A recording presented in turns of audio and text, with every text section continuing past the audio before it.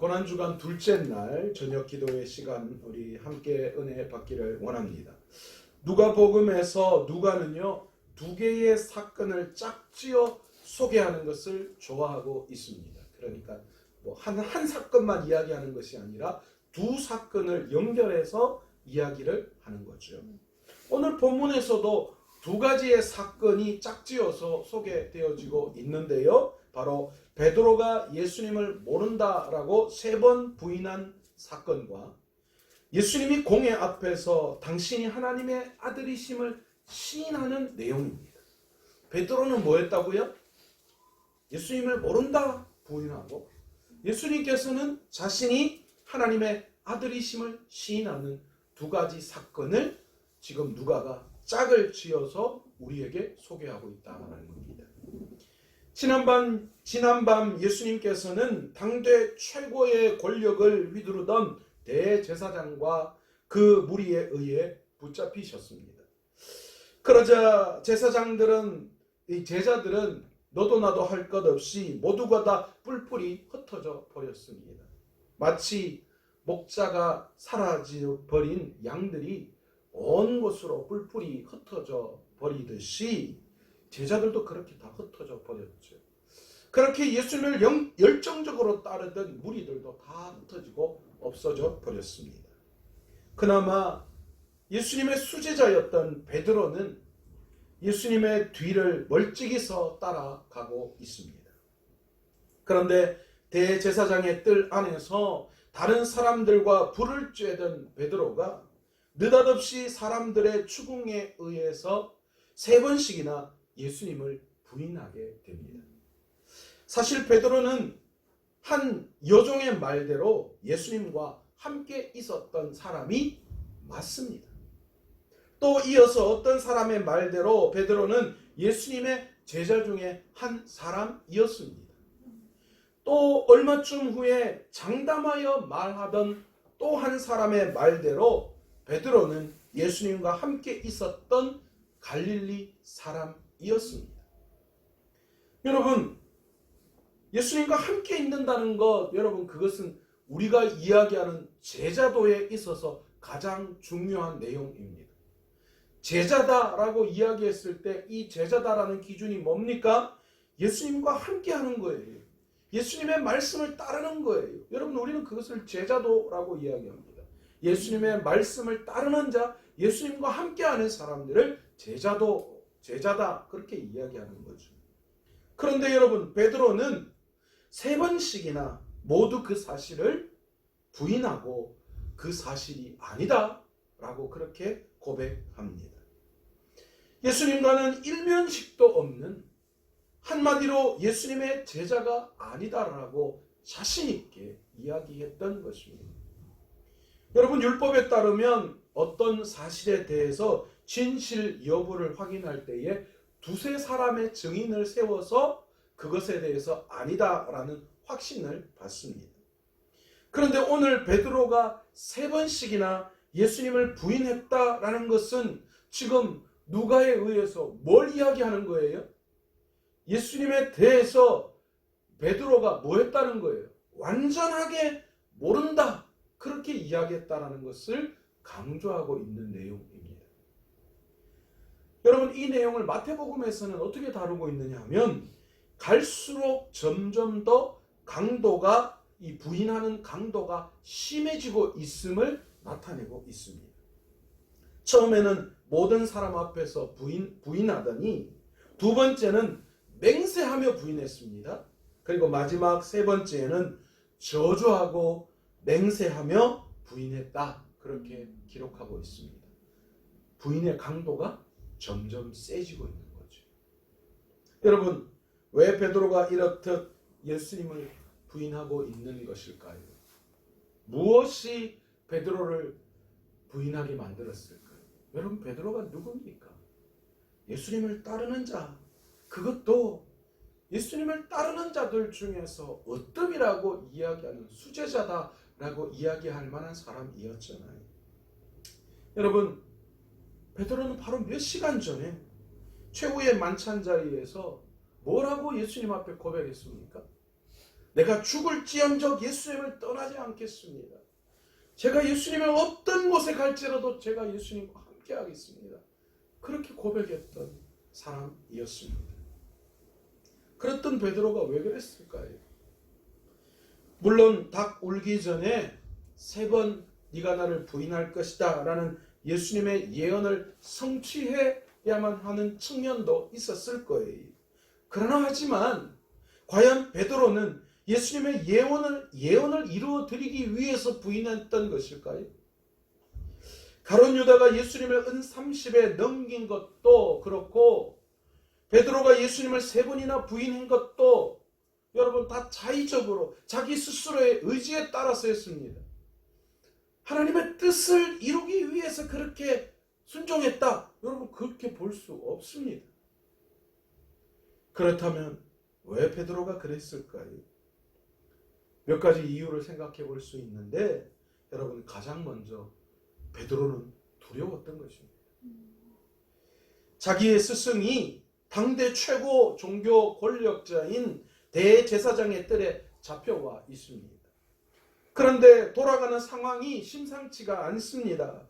무슨 일이 일어날지 한 치 앞도 내다볼 수 없는 그런 상황 가운데 있습니다. 잘못하면 불똥이 자기에게 튀어서 자기도 어떻게 될지 모르는 상황이에요.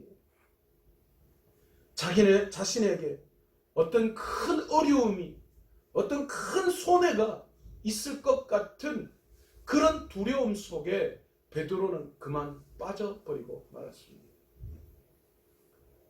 그래서 부인하게 되는 거죠. 순간 베드로는 자기를 보호하기 위해서 예수님을 부인했어요. 여러분, 부정은요, 사람의 대표적인 자기 방어 기제 가운데 하나입니다. 그래서 일단요, 뭘 물으면 무조건 아니라고 이야기하는 거예요. 우리 집에는 희한하게 다 모든 음식과 모든 물건에 스스로 발이 달려 있어요. 그래서 야 이거 누가 먹었냐 이러면 아무도 대답 안 해요. 다 부정 아닌데 일단 아니다고 이야기해요. 이거 누가 먹었는데, 이거 누가 치웠는데, 이거 누가 이랬는데, 나는 아니야. 일단 먼저 여기서부터 시작하는 거예요. 여러분 이거는 사람의 대표적인 자기 방어 기제 중에 하나예요. 자기도 모르게 나타나는 거예요. 예수님께서는 자기를 따라오려거든 자기를 부인해야 한다. 그렇게 분명히 말씀하셨습니다. 그런데 베드로는 부인해야 할 자기를 부인한 것이 아니라 절대로 부인하지 말아야 할 예수님에 대해서 그만 부인하고 말았습니다. 그런데 여러분, 이게 베드로만의 문제가 아니에요. 저와 여러분도 마찬가지입니다. 정작 부인해야 할 나는 절대로 부인 안 하고 그대로 두고 누구를 부인합니까? 부인하지 말아야 할 예수님에 대해서 부인하는 거예요. 내가 진정으로 따라야 하고 들어야 하고 순종해야 할 말씀에 대해서 부인하는 거예요. 매 순간 예수님이 내 삶에 최우선 되어야 하는 삶을 살아가야 하는 것이 우리의 삶이잖아요. 그런데 우리는 자꾸만 우리의 삶을 가만히 내다보면 예수님이 먼저가 아니라 내 삶에 가장 우선되어지는 것, 그것이 먼저 되어지고 우리 주님은 자꾸만 2번째, 3번째로 그 순위가 밀려날 때가 얼마나 많은지 몰라요. 우리가 주님을 따르는 자라고 말씀대로 순종해야 된다고 입으로는 그렇게 이야기하는데 여러분 말씀 따로 삶 따로의 삶을 우리는 여전히 살아가고 있어요. 입으로는 주님 없이는 안 됩니다. 제가 은혜 받았습니다. 제가 주님을 위해서 뭐든지 할 수 있습니다라고 고백하는데 그의 삶을 그가 말하는 것 보면 전혀 그렇지 않다라는 거예요. 너무나도 안타까워요. 베드로만의 문제가 아니에요. 밥을 먹을 때도 마찬가지예요. 오늘 어떤 분하고 대화를 하는데 식사할 때 기도하기가 좀 부끄럽대요. 그래서 그냥 다른 사람 다 자기 보는 것 같고 그래서 그냥 감사합니다 이러고 그냥 그렇게 먹는데요.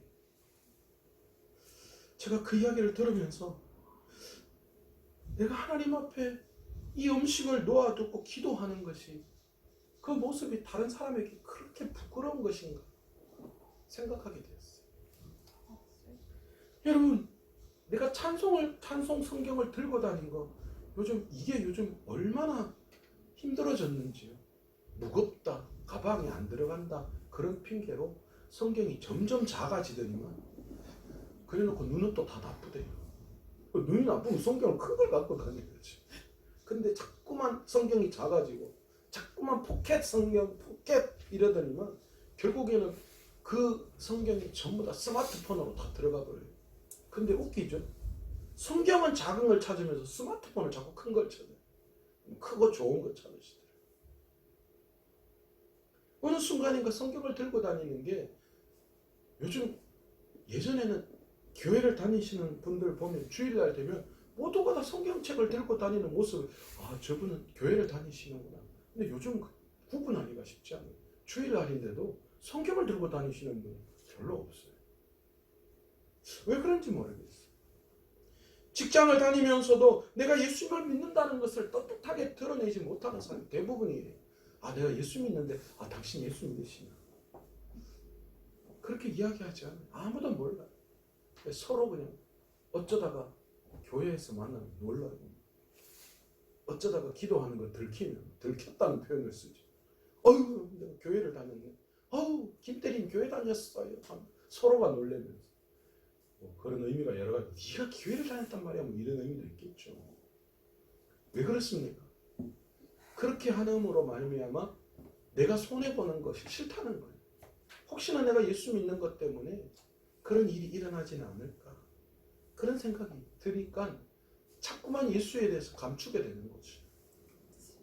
여러분, 우리 선조들처럼 총칼 앞에서 나는 예수를 믿습니다, 여러분, 이런 고백이 우리의 삶 속에 나오지 않는다면, 여러분, 우리가 어떻게 베드로를 향하여 나무랄 수가 있겠어요? 야, 베드로 너 왜 그렇게밖에 못해? 우리는 늘 이 성경을, 이 대목을 읽으면서, 야, 어떻게 베드로 너는 수제자다라고 이야기하면서 무리를 걸었다고 하는 사람이, 예수님의 기적을 그렇게 많이 봤다라고 하는 사람이 어떻게 예수님을 3번이나 부인할 수 있느냐, 이렇게 우리는 그런 시선으로 본문을 읽습니다. 그런데 여러분, 따져보면 우리가 베드로보다 훨씬 더 못해요. 베드로를 욕할 수 있는 입장이 아니라니까요. 여러분, 좀 더 구체적으로 왜 베드로가 예수님을 부인할 수밖에 없었는지를 말씀을 통하여 한번 볼 때에, 저는 짝지어 나오는 예수님의 이야기를 통해서 이 베드로의 부인 사건을 한번 생각해 보려고 합니다. 여러분, 베드로는 어쩌면 너무 쉽게 예수님을 모른다라고 그렇게 부인했습니다. 어떻게 예수님은 그런데 그럼에도 불구하고 당당하게 자신을 하나님의 아들이다 이렇게 시인할 수 있었을까요? 여러분, 당시 상황을 한번 보세요. 여러분, 베드로에게는 그 어떤 물리적인 가해도 없었습니다. 그러니까 베드로 보고 잡아다가 막 때리면서 너 예수님 제자 맞지? 예수님 따라다니는 사람 맞지? 갈릴리 사람 맞지? 그러지도 않았어요. 위협을 가하거나 그러지 않았던 거예요. 그냥 너 예수님 제자 아니야? 너 예수님 따라다니는 사람 아니야? 그렇게 그냥 물었던 거예요. 그런데 여러분, 예수님은 어떻습니까? 예수님은 지금 그 질문을 받으실 때에 몹시 희롱과 또 핍박과 채찍질과 눈 가리고 조롱하며 예수님을 욕하고 엄청난 그런 억압과 그런 고통 속에 예수님을 향하여 질문했던 거예요. 그러면서 하나님의 아들이심을 그 상황 속에서 예수님은 시인한 거죠. 원래는 반대가 되어야 되죠. 베드로는 대제사장의 뜰에 자유의 몸으로 있었습니다. 그 누구도 베드로를 억압하지 않았어요. 그러나 예수님은 공회 앞에 체포된 상태였어요. 그렇다면 어쩌면 베드로가 시인하고 예수님이 부인해야 될 판 아닙니까? 베드로는 별 영향력 없는 사람들과 함께 있으며 그들의 질문을 받았습니다. 그래서 그냥 여인, 어떤 사람 이렇게 지적하고 있어요. 그런데 예수님은 어떻습니까? 예수님이 질문 받으실 때 질문한 그들은 당대 최고의 종교 지도자였습니다. 그들 앞에서 질문을 받고 있다는 거예요. 여러분, 당시 산헤드린 공회는 당대 최고의 정치 그리고 종교의 최고 기구였습니다. 그러니 그곳에서 판결되면 그것이 곧 법이에요. 그 입에서 나오는 말이 법이라는 거예요. 예수님을 달갑지 않게 생각했던 당대 종교 지도자들이 예수님을 손쉽게 처형할 수 있는 단 하나의 방법은 신성모독밖에 없었습니다. 그래서 지금 예수님을 뭐로 끌고 가는 거예요? 신성모독자로 끌고 가려고 하는 거예요. 그래서 그의 죄목을 뒤집어 씌우기 위해서 지금 종교 지도자들이 예수님께 유도 질문을 하는 거예요. 그러니까 어쩌면 예수님은 거기에서 아니다라고 부정할 수 있고 어쩌면 다른 여러 가지 이유를 대므로 그 질문을 피할 수 있었습니다. 그러나 예수님을 손쉽게 처형당할 수 있는 그 방법을 그대로 받아들이시는 거예요. 내가 그리스도이거든 우리에게 말하라. 네가 하나님의 아들이냐? 그 질문에 예수님은 부정하지 않으셨어요. 여러분, 여기서 대답 한번 잘못하면 예수님은 그냥 그대로 즉시 적결 사형 처분을 받을 수 있는 상황입니다. 사람이라면 아까도 이야기했지만 부정하는 것이 그것이 도리예요. 그런데 예수님은 애써 이 상황을 절대 피하지 않으셨습니다. 당신을 향해 시시각각 다가오는 운명의 시간을 피하지 않으시고 오히려 당당하게 맞서셨습니다. 내가 하나님의 아들이냐 질문에 너희들이 내가 그러라 말하고 있느니라. 내가 그 사람 맞다. 너희들이 말하는 그 사람이 나다. 그렇게 담대하게 말씀하신 거예요. 사실 이 한마디면 모든 상황들이 종료되었습니다. 더 이상 증거고 뭐고 다른 게 필요 없어요. 자기가 하나님의 아들이라고 자기 입으로 시인했기 때문이지. 자, 그렇다면 여러분, 왜 예수님은 당신의 정체성, 즉 하나님의 아들이심을 그 자리에서 부인하지 않으셨을까요? 사실 베드로와 예수님을 비교하는 것 자체가 어쩌면 가당치 않은 일이에요. 뭐 어떻게 하나님과 인간을 비교할 수 있겠어요? 제가 부산에서 부목사 생활할 때에 그 당시 원로 목사님이요, 어느 날 갑자기 저한테 전화가 오셨어요. 그러면서 제가 그때 설교를 했었는데요, 목사님이 저한테 그러시는 거예요. 황 목사님, 오늘 설교하셨는데 설교 잘 들었습니다. 그런데 오늘 목사님이 설교하신 그 설교 본문 똑같은 것을 부산의 모 교회 담임 목사님이 똑같이 설교하셨는데 한번 들어보고 비교 한번 해보세요. 그러시는 거예요. 제가 그 목사님 제가 잘 알고 있거든요. 제가 목사님한테, 원로 목사님한테 이야기, 아유 목사님, 아니 그 교회 담임 목사님은 서울대 출신에다가 미국 유학 갔다 오셔가지고 그래 담임 목사 하시는데, 아니 그분하고 내하고 이 부목사하고 부목사 나부랭이하고 서울대 출신의 유학파 그 담임 목사님하고 비교하시면, 아유 목사님 제가 그게 됩니까? 제가 그렇게 이야기했어요. 여러분, 어쩌면 베드로와 예수님은 사실 비교 대상이 아닌 거예요. 인간과 하나님은 그 자체가 비교 불가능합니다. 비교의 대상이 될 수가 없는 거예요. 하지만 우리는 그럼에도 불구하고 예수님을 닮아야 하는 사람들입니다. 여기서 우리는 무엇을 배울 수 있어야 할까요? 그렇습니다. 예수님이 공회 앞에서 당신을 시인하신 이유는 반드시 해야 하고 꼭 지켜야 할 일이 있기 때문이었습니다. 여러분, 우리는 그걸 배워야 돼요. 예수님이 왜 그 상황에서 자신이 하나님의 아들이심을 시인할 수밖에 없었는지 그 이유를 우리가 깨닫고 우리도 어떤 상황 속에서도 하나님을 시인할 수 있는 믿음이 우리에게 있어야 한다는 거죠. 아멘. 아멘. 여러분, 예수님께서 그 상황에서 왜 자신을 시인하셨는가? 꼭 지켜야 할 것이 있었기 때문입니다. 꼭 지켜야 할 것. 예수님의 입장에서 꼭 지켜야 할 게 무엇이었겠습니까? 바로 하나님 당신의 정체성이셨습니다. 공생의 시작부터 마지막까지 사단은 예수님을 계속 공격했습니다. 뭘 공격했습니까?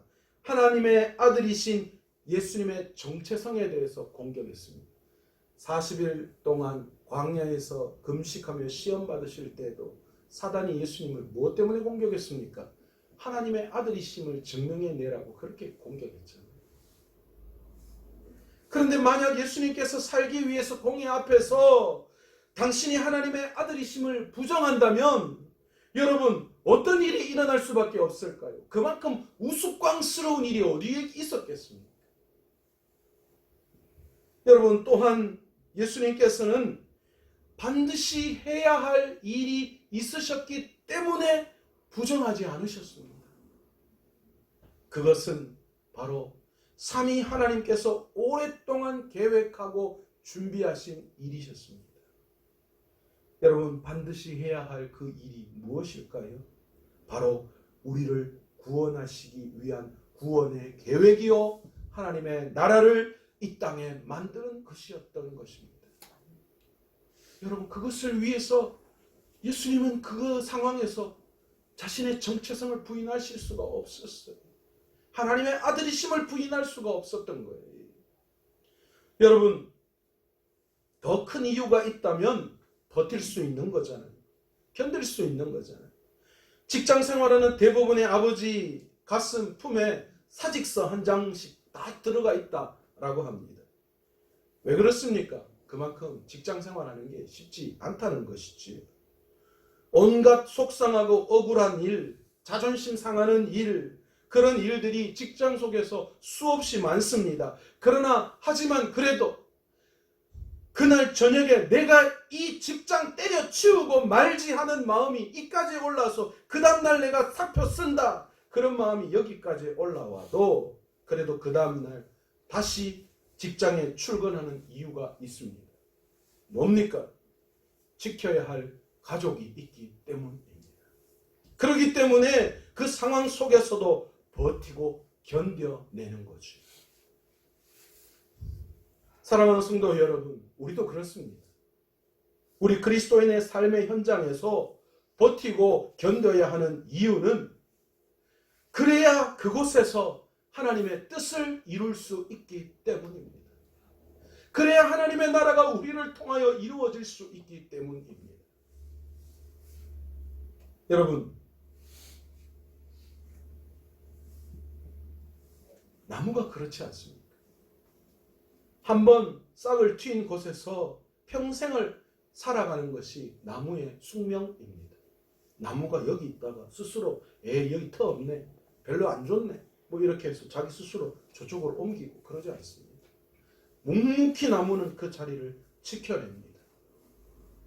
비바람이 몰아치고 눈보라가 불어도 고스란히 그 모든 상황을 감내합니다. 때로는 산불과 같은 재난이 와도 나무가 할 수 있는 것이라고는 최대한 그 시간을 버텨내는 것입니다. 하지만 나무는 절대로 굴욕적으로 그것을 감내하지 않습니다. 에이, 여기까지 왔는데 이왕 불타고 이러는데 확 죽어보고 말지 뭐. 그렇게 자기의 생명을 끝내지 않습니다. 나무는 버팁니다. 주어진 삶을 적극적으로 살아갑니다.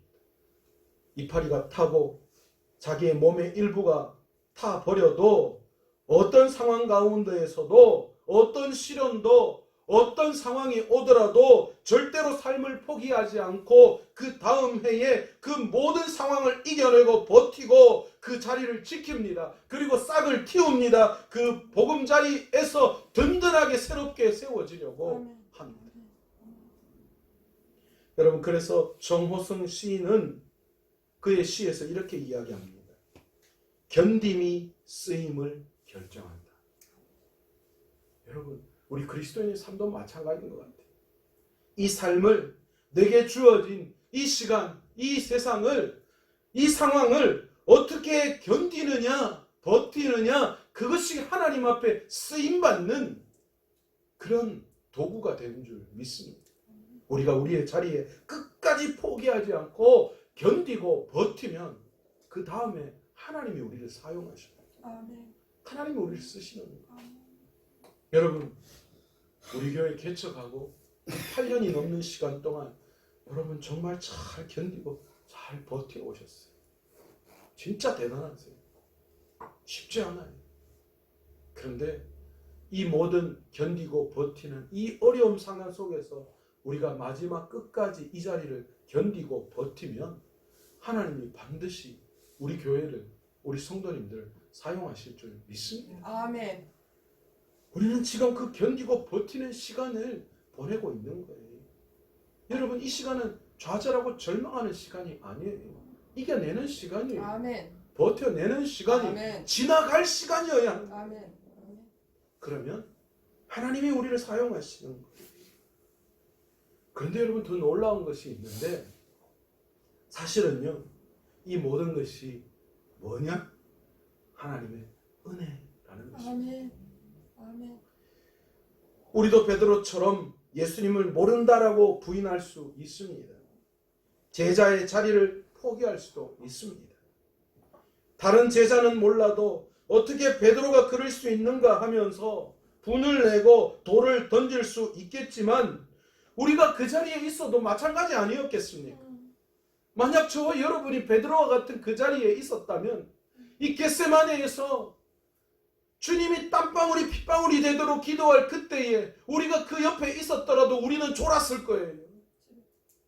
주님이 잡히시는 그날, 그리고 모든 제자들이 다 뿔뿔이 흩어졌을 때 우리도 그 자리에 있었다면 우리도 흩어졌을 거예요.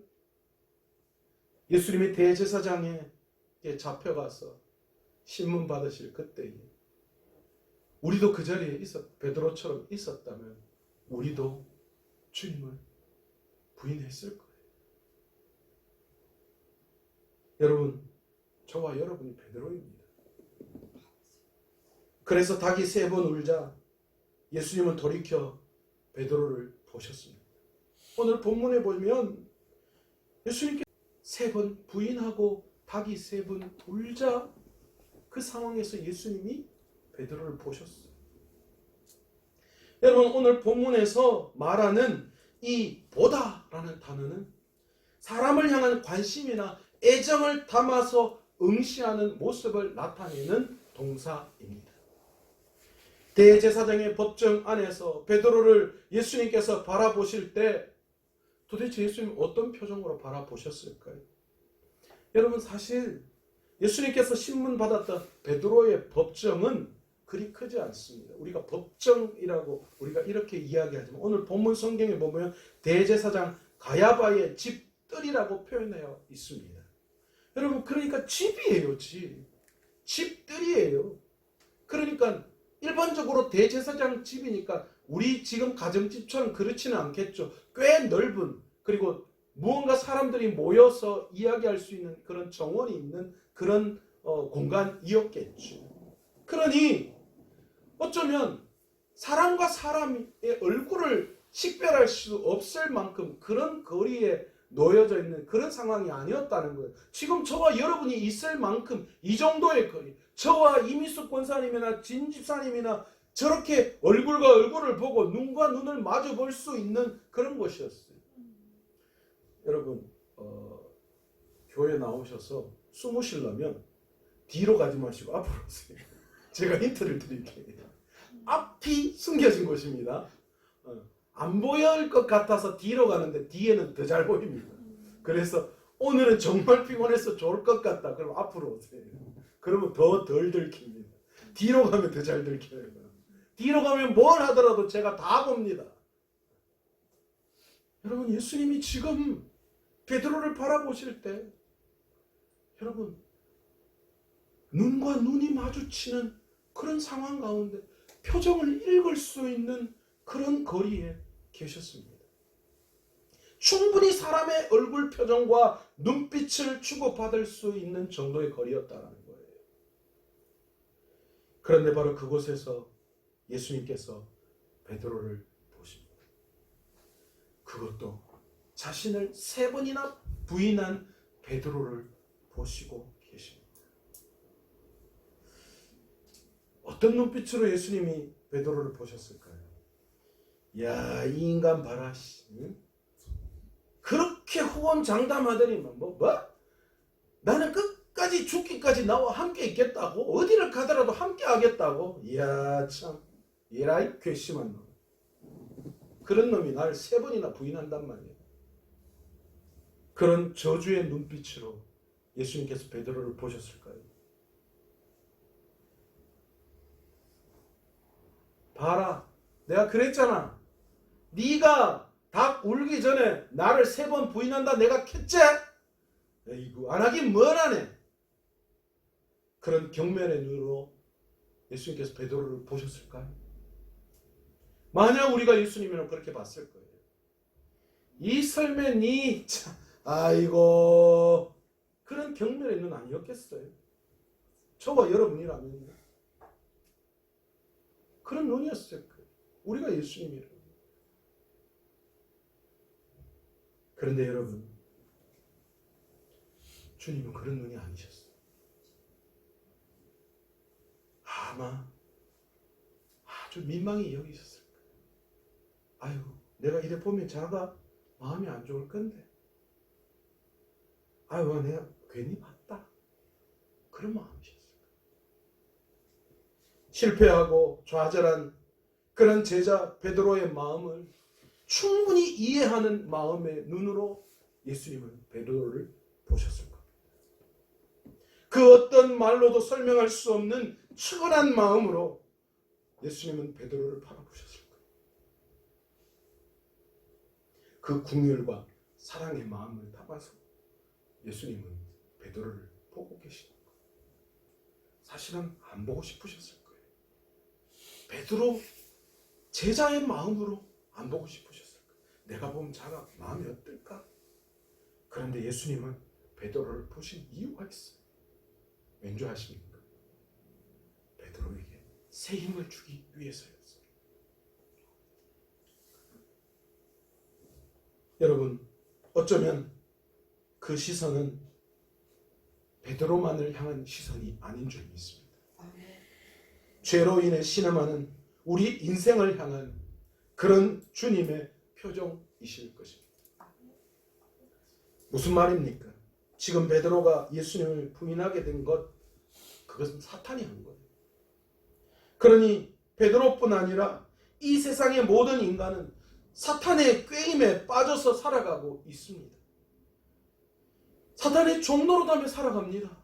그 결과가 어떤지 너무나도 분명합니다. 그런데 정말로 사탄이 베드로를 파멸에 이르게 하였다면 베드로는 마지막까지 회개하지 않았을 겁니다.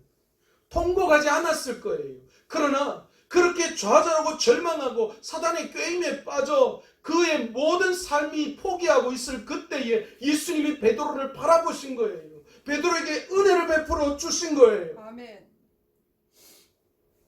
베드로를 불쌍히 여기시며 주님은 그 베드로를 바라보시며 지금 기도하고 계신 거예요. 닭이 울고 난 다음 자신을 바라보는 주님의 따뜻한 그 긍휼과 사랑의 눈빛, 그 주님의 그 눈빛, 그것이 베드로에게는 은혜였습니다. 그것이 주님의 은혜임을 베드로는 확인했습니다. 베드로의 믿음이 떨어지지 않기를 위해 주님이 베드로를 보고 지금 기도해 주신 거예요. 베드로야, 괜찮다, 괜찮다. 힘내라. 괜찮아. 네가 한 게 아니야. 그러나 나는 지금 널 위해서 기도하고 있어. 여러분, 우리도 잘못할 수 있습니다. 치명적인 실수도 할 수 있습니다. 지금도 우리가 그렇게 살아가고 있잖아요. 그러나 여러분, 회개할 수 있다면 그것이 여러분 우리에게는 은혜입니다. 아멘. 그 자리에서 회개하고 돌아서는 것, 여러분 그 자체가 주님의 은혜인 줄 믿습니다. 아멘. 오늘도 무언가 주님이 나의 잘못을 깨닫게 하시고 뉘우치게 하시고 통과하게 하시는 것이 있다면 여러분 그것이 우리에게 은혜입니다. 오늘 이 고난주간 여러분 주님 앞에 그 은혜를 받을 수 있는 저와 여러분 되시기를 원합니다. 아멘. 주님의 그 십자가 고난을 생각하며 주님이 나의 잘못을 깨닫게 하시고 뉘우치게 하시고 통곡게 하게 하시는 그것, 내 삶을 회개하고 돌아오게 하시는 것, 여러분 그것이 주님의 은혜요. 주님이 십자가를 지신 이유가 바로 거기에 있는 줄 믿습니다. 아멘. 그리고 그 은혜가 우리의 삶의 자리에서 버티고 견디게 하는 줄 믿습니다. 아멘. 아멘. 그래서 여러분 이런 찬양이 있잖아요. 은혜 아니면 살아갈 수 없네 라는 그 찬양의 후렴 부분에 보면 그렇게 가사가 되어 있습니다. 크신 계획 다 볼 수 없고 작은 고난에 지쳐도 주께 묶인 나의 모든 삶 버티고 견디게 하시네. 아멘. 여러분 그것이 주님의 은혜인 줄 믿습니다. 아멘.